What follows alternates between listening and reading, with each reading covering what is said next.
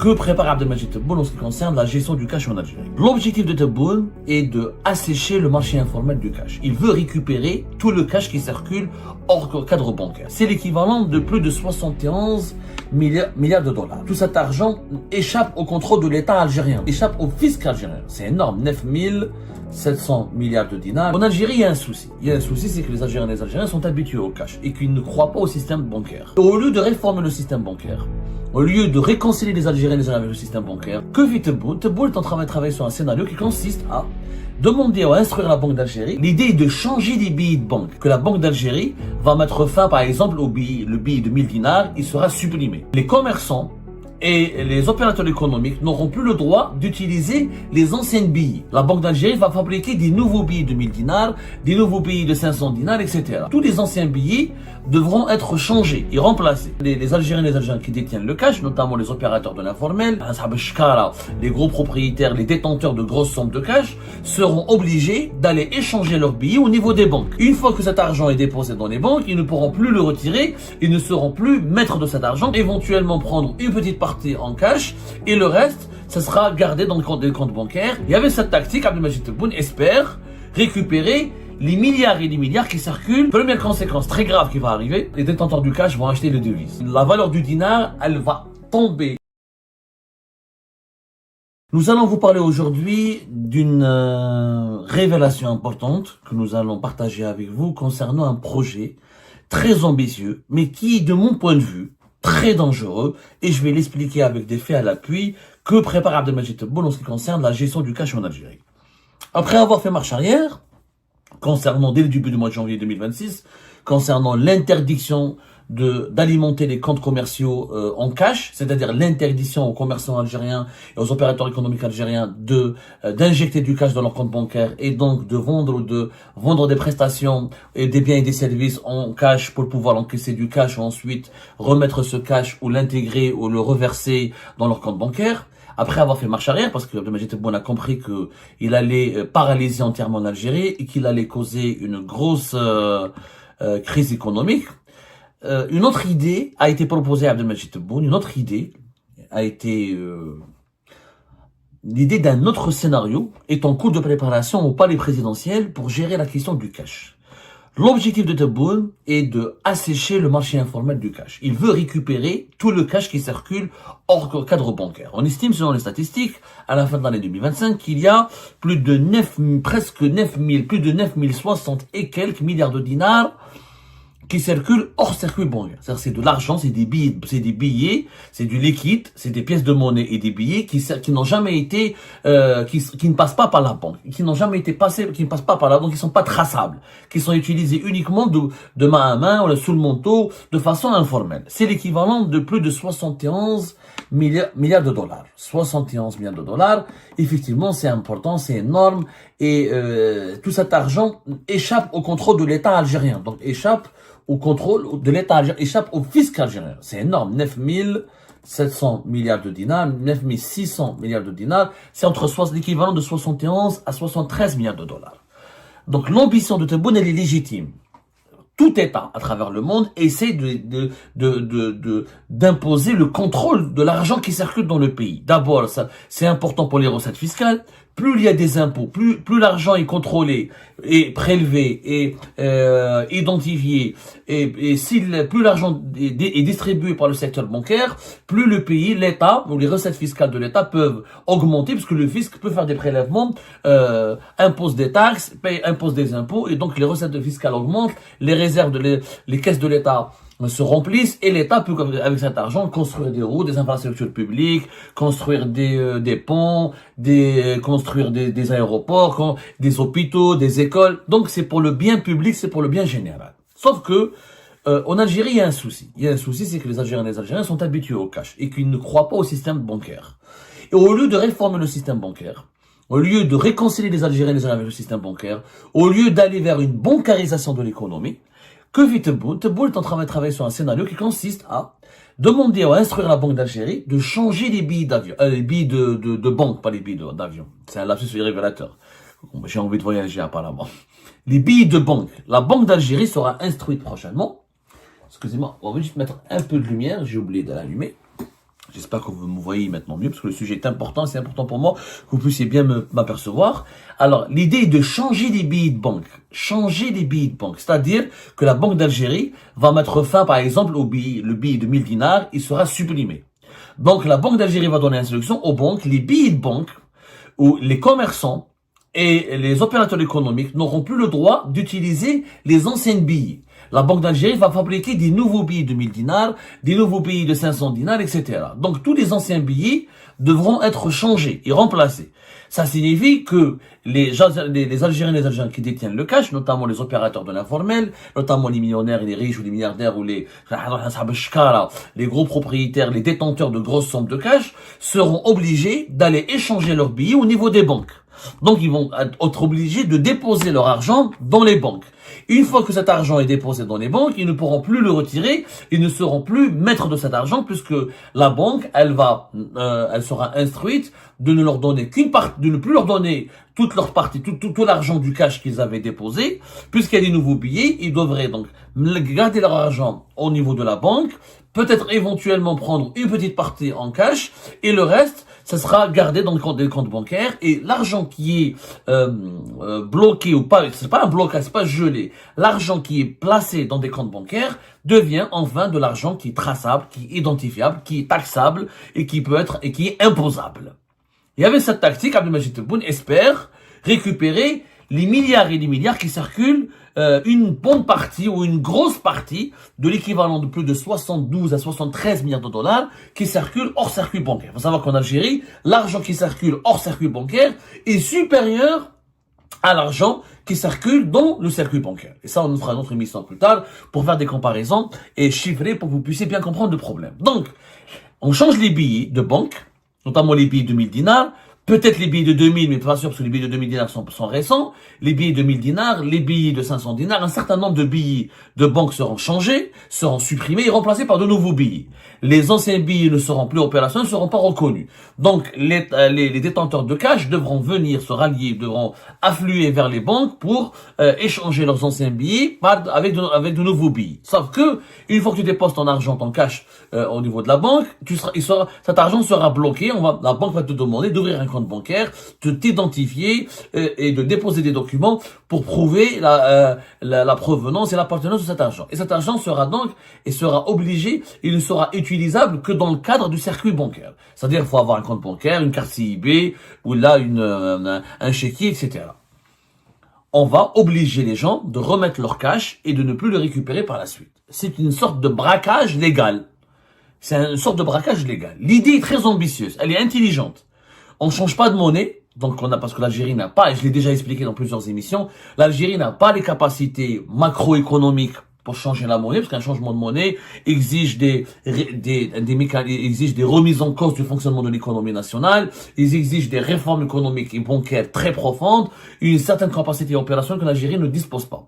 Si on change la monnaie, si on crée un nouveau dinar, il faut changer totalement l'économie algérienne. Or, l'économie rentière, faible, avec une très faible production, très dépendance de l'étranger, dépendance des secteurs des hydrocarbures, et très dominée par le secteur des services, ça changer la monnaie, ça très compliqué. C'est un processus bancaire, technocratique et économique qui dépasse les capacités de l'État algérien actuel. Donc il s'agit de changer une partie de la monnaie, changer les billets de banque, tout en conservant le dinar. Cette stratégie, elle est intelligente, mais elle est trop brutale, et malheureusement, elle ne fonctionnera pas en Algérie. Pourquoi? D'abord pour 2 ou 3 raisons. 2 raisons principales. La première, si tu dis aux gens, redonnez vos cash, mais vous ne récupérez pas votre cash. Les gens sont pas cons. Ils vont pas mettre des milliards et des milliards. Après, ils seront bloqués dans les banques. Après, on va leur demander de justifier. Après, on va leur dire que vous pouvez pas sortir votre argent. Vous devez le garder au niveau de la banque. On fait pas confiance aux banques. Qui dit argent placé dans une banque ou argent stocké dans un coffre-fort ou versé dans un compte bancaire, dit de l'argent qui est identifiable, qui est vérifiable et qui est imposable. Donc, les Algériens auront du mal à accepter l'idée de se débarrasser, de remettre le cash à l'État. Première conséquence très grave qui va arriver, c'est les Algériens, les détenteurs du cash vont acheter les devises. Ils vont tous aller acheter l'euro ou le dollar. Donc vous allez avoir la valeur du dinar, elle va tomber, elle va dégringoler encore, elle va s'effondrer, elle va chuter dangereusement. Elle va chuter drastiquement. la valeur de l'euro et de dollar va exploser. C'est-à-dire, avec cette brutalité, c'est une mesure brutale. Pourquoi c'est brutal? C'est brutal de dire aux gens, je m'en fous, je change les billets de banque, vous ramenez votre cash et vous ne pouvez plus le récupérer, vous devez utiliser uniquement votre compte bancaire ou vos chéquiers, ou votre carte bancaire. C'est brutal. Du jour au lendemain, exactement comme l'interdiction du cash, du versement du cash ou des espèces dans les comptes commerciaux, c'est la même brutalité. Or, l'économie n'aime pas la brutalité. Je l'ai dit 1000 fois. Tebboune gère le pays avec beaucoup de brutalité. Sauf que l'économie, le premier ennemi de l'économie, c'est la brutalité. Donc, conséquence, les gens qui ont du cash vont vouloir acheter de l'euro. Donc, le dinar 1 euro va dépasser les 350 dinars. Parce que les gens qui ont du cash ne voudront jamais remettre tout leur argent aux banques à qui ils ne font pas confiance. On n'a jamais fait confiance aux banques. C'est pour ça qu'on a plus de 70 milliards de dollars qui circulent hors circuit bancaire. Et on demande aux Algériens du jour au lendemain, d'aller directement faire confiance aux banques. C'est pas possible. Deuxième conséquence, l'impact sur l'informel. Il faut savoir que l'informel en Algérie, c'est un problème, effectivement, c'est un problème. C'est un problème sérieux puisque 34% de la masse monétaire qui circule au circuit bancaire est dans l'informel. C'est quand même 34 à 35% de tout l'argent qu'il y a en Algérie. Deuxièmement, c'est ce qu'on veut pas comprendre, c'est que l'informel, c'est entre 40 à 45% de l'emploi. Il y a 40 à 45% des Algériens qui travaillent, qui travaillent en informel. C'est 10 millions de familles. 40 à 45%, c'est pratiquement 6 millions de personnes. Vous avez entre presque 6 millions de personnes, d'Algériennes et d'Algériens, qui travaillent dans l'informel. Si on leur enlève le cash, si on leur dit vous n'êtes plus maître de votre cash, et que vous ne pouvez plus utiliser le cash, les emplois de l'informel vont disparaître. Ils vont disparaître, les emplois de l'informel. Les traitements dans les marchés informels, les marchés de légumes, les marchés de détail, les magasins, de la lettre, etc. Tout ce qui est informel, les vendeurs de vêtements, de produits alimentaires, de produits électroménagers, etc. Les maçons, les plombiers, les électriciens, le BTP, les employés de l'agriculture, etc. Ils peuvent plus être payés en cash. S'ils ne peuvent pas utiliser du cash ou leur cash. Des emplois qui vont disparaître. C'est du revenu, c'est des sources de revenus qui vont directement être supprimées. C'est des sources de revenus qui vont être compromises. Du coup, on aura 10 millions de personnes qui vont sombrer dans la précarité, dans la pauvreté extrême. Et qui dit pauvreté et précarité, dit des fléaux sociaux. Donc ça va créer des troubles sociaux importants en Algérie. Effondrement de la monnaie, troubles sociaux. Troisièmement, c'est pas efficace à 100%. Pourquoi? Parce que toi tu dis, j'ai besoin de récupérer ce cash. Le cash ne cause pas de problème. Le cash, c'est du dinar. L'État, quand il va récupérer les dinars, il pense qu'avec le cash qui circule dans l'informel, il peut régler le problème de son déficit budgétaire.